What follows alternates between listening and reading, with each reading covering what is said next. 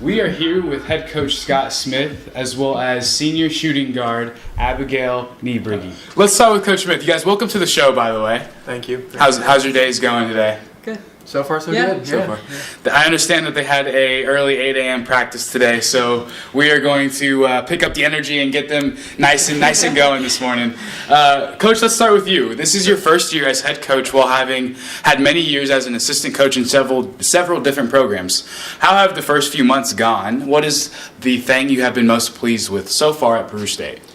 You know, I think coming into a program, I mean, obviously there's a reason why the job opened up, and that was because, you know, there were some struggles, there were some concerns and some issues. And so anytime you step into a program where you have got a building challenge, I think you kind of go into it a little bit of eyes wide open, knowing kind of what to expect and things like that. But I don't know if anybody could have expected kind of what we've gone through our first couple of months with our number situation and things like that. And so, you know, the biggest thing that I've tried to stress to the young ladies is, you know, we've got to stay focused. We can only worry about the things that we can control. And the thing that's really kind of impressed me the most with them is that they do have kind of there's like an underlying sense of resilience with the girls that are in the program, the young ladies that are here. And, you know, they've been through a lot. We've been through a lot together, and, you know, we're going to have our challenges. But, you know, it seems like every day they come to work, they've got a business-like mindset. They put their hard hats on, they lace up their shoes, and we get after it. And so I said that's probably been the most pleasing thing. It's just that there's a kind of a resilience and a very business-like approach to how we do things. Great thing. What is your general outlook and expectation for the upcoming season? You know, again, very tempered expectations. I think a lot of people are going to look at us and say they've only got 6 players, they don't have any post players, and they're just going to kind of write us off. What they don't know is that I've got 6 players that, you know, I'll take into battle, you know, any day of the week with me. And, you know, we've worked hard. There's no question that we're a more fit team than they've been in the past. I feel like we're a better basketball team.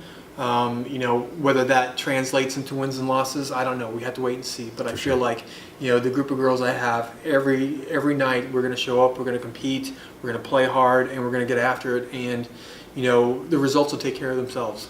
Now, Abigail, that kind of bouncing off of that, going with the number situation, and you guys are kind of limited on the girls that you have.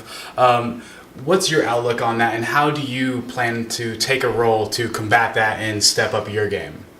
Well, I just want my team to be successful, so I'm going to do whatever I can as a leader to help them be successful so we can be successful as a team. Definitely. But then also being healthy, I think, is a main thing, because since we have a number of our team, we got to make sure we're eating right, staying healthy, you know, make sure that we're not doing anything we shouldn't be doing. So since it is a long season. What are some of the goals that you and the team have set for yourselves this season? Well, like I said, just staying healthy, taking care of ourselves, but then also going in every day at practice or at a game and making sure that we're giving our 110% and make sure that we're there to improve our game and be better. Rough seasons in the past. As you being the lone senior on the small squad, what is your motivation to help lead the team, and how does it help you heading into the year this year? I think a big one is just having that winning mentality, but then also wanting my teammates to be successful as well. So as a leader, I need to make sure that I'm leading by example and also being vocal so I can help them and make sure our team is successful. Having practiced for the past 2 months, roughly, Coach, tell us a little bit about your returners and also your newcomers on the squad. Well, you know, obviously, Abigail, who I think is going to be a focal point for a lot of opposing teams.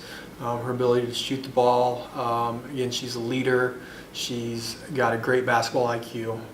You know, you couldn't ask for a better person to try to build a team around. And, you know, one of the things that we've talked about on a consistent basis is, you know, trying to make this a great experience. And I want her to have a great experience as a senior, you know, regardless of what the results are. And, you know, I said we're going to have a lot of ups, we're going to have a lot of downs, but hopefully at the end of the year, the ups have outweighed the downs. Jackie Bogard, one of our 3-year players that's been here for 3 years now, junior. Another one of our captains, again, a kid who's played a lot in the 3 years that she's been here. And, she's going to be relied on to provide us some scoring, to provide us defense, again, to provide us leadership. I talked to Jackie and I talked to Abigail quite a bit as my captain. It's almost like I've got bookends there. I've got my leader by example, and Jackie's my vocal one, and I'm trying to pull those elements out of each one of them to get them to merge into, two super captains, if you will. Definitely. But, Maddie McPhillips, a sophomore, played a lot of minutes off the bench for him last year. She started a few games, a good shooter. Destiny Ross, junior, coming in, was a transfer from Cotty College a couple of years ago. Again, another solid shooter for us. Brooke Maeda played all 28 games last year, started all games as a freshman point guard. So gained a lot of valuable experience. I'm going to rely on her to make sure we're getting into sets and into offenses, and to make sure that she understands that it's her job to make sure the players are all on the same page on the floor. And then our one transfer that we got is Lauren Beath, and Lauren's been a pleasant surprise. She's come in. She's a deceptive athlete. She's you look at her, you don't think a whole lot of her, but all of a sudden she's making a move on you and scoring, and you're like, where'd that come from? And so I said she's very deceptive, very crafty, and unfortunately for her, as our tallest player, she's going to find herself, I think, in some situations that she wouldn't necessarily normally be in as a kind of a guard forward. Yeah. And so we've told her we're not going to try to do anything with her that's going to, where she's not going to be successful, try to bring her away from the basket a little bit and let her face up and do some stuff that way too. So again, I said not a lot in terms of numbers, but I think there's 6 of them there that are hard workers, good kids.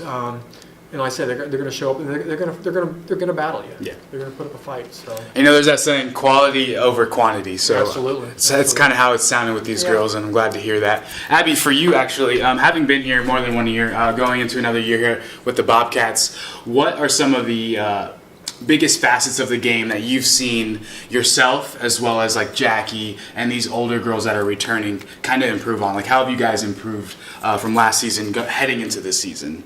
Well, I think we have a lot more chemistry this year, and I think that will roll over into this year, because last year we were a brand new team with like 14 players, and we never played with each other or anything. So I think that's why we struggled a little bit, but I think it will help with this year because we all have an experience. We only have one that's new, so all of us still have a year under our belt, and we know the conference and we know the teams that we're playing, so I think we'll be good. Knowing the conference, who do we look at as being some of the biggest challenges for Peru State in conference? I think every team brings something different to the table. For sure. So we will always have to adjust before a game, so I think all around it's just all the teams. Coach, for you, what are some keys for your team to be competitive in the conference this year? I think the biggest thing is we just got to stay healthy. Yeah. I mean, that's number one. With our number situation, we can't afford to have anybody get hurt. We can't afford to have someone come down with a cold or a flu or anything like that. Knock on wood that doesn't happen. But I think that's the number one thing, is we just got to stay healthy.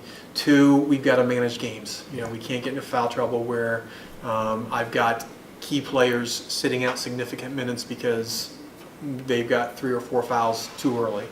We've got to control what we can control. We talk about playing better defense, and that's a controllable. Talk about taking care of the basketball, that's a controllable. Our offense is going to come and go, and I think we're going to present some matchup challenges for people as well, because we're going to spread people out, and so they're going to have to come out and guard us. So I think that's going to present some challenges for other people, but we've got to control the game, and we've got to play smart.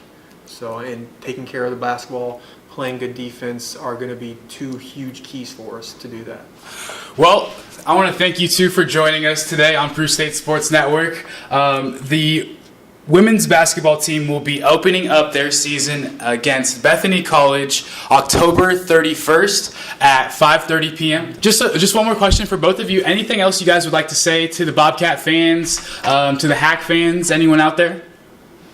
Go Bobcats. Go Bobcats. And I think, again, people, the support here has been good so far. And I think, the people in this community, they're going to love this group of girls. They're going to love to watch them play, because I think we are going to play hard. We are going to compete. And, I think we're going to surprise some people. So, come out and watch us. Get to know these kids. They got a great group of young ladies, great student athletes. Yes. And, I think, we're going to get some people this year. So. You heard it here, October 31st, Bethany College here at home. Go Bobcats. Thank you guys.